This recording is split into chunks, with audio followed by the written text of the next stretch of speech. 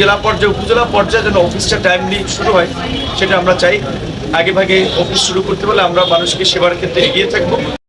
নির্বাচিত হওয়ার পরে এবং সরকারের মন্ত্রিসভায় দায়িত্ব গ্রহণের পরে এটি আমার নিজ জেলা পটুয়াখালীতে প্রথম সফর। আজকে আমরা পটুয়াখালী জেলা প্রশাসনের বিভিন্ন দপ্তর প্রধানদের সাথে একটা পরিচিতি সভা এবং তারা কোন কোন ক্ষেত্রে কি কাজ করছে সেটা সম্পর্কে একটা ধারণা আমরা নিয়েছি এবং আমার জায়গা থেকেও সরকারের জায়গা থেকেও আমরা ক্যাবিনেট মিটিংয়ে যে সমস্ত বিষয়গুলো নিয়ে আলোচনা হয়েছে সরকারের দৃষ্টিভঙ্গি তাদেরকে আমরা সেটা জানিয়েছি যে সরকার দুর্নীতি মুক্ত মাদক এবং জুয়ার বিরুদ্ধে একটা শক্ত অবস্থান নিচ্ছে।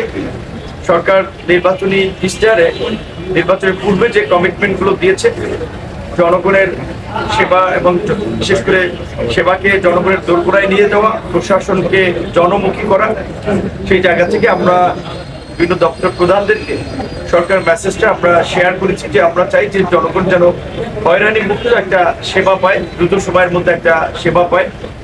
দীর্ঘদিন ধরে আমাদের অফিস আদালতগুলোতে লাল ফিতার দৌরত্বের যে একটা কথা আমরা শুনে আসছি, এটা যেন বন্ধ হয়।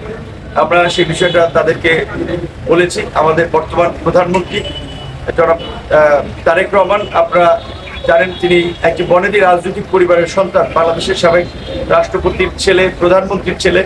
তাকে নিয়ে অনেক অপপ্রচার প্রোপাগান্ডা চালানো হয়েছিল, নানা ধরনের ফেক এবং বলা চলে নেগেটিভ ন্যারেটিভ বিভিন্ন সময়ে দাঁড় করানো হয়েছিল। কিন্তু আপনারা দেখছেন যে সরকার গঠনের পর থেকে, তিনি দায়িত্ব গ্রহণের পর থেকে তার চাল চলন বেশভূষা একেবারে সাধারণ মানুষের মতো।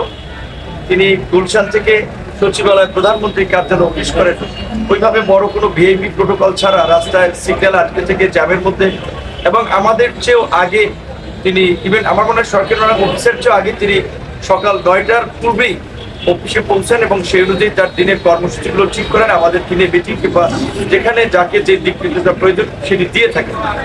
আমরা তাদেরকে এই জিনিসটা বলেছি যে এই জেলা পর্যায়ে উপজেলা পর্যায়ে যেন অফিসটা টাইমলি শুরু হয় সেটা আমরা চাই। আগে ভাগে অফিস শুরু করতে পারলে আমরা মানুষকে সেবার ক্ষেত্রে এগিয়ে থাকবো।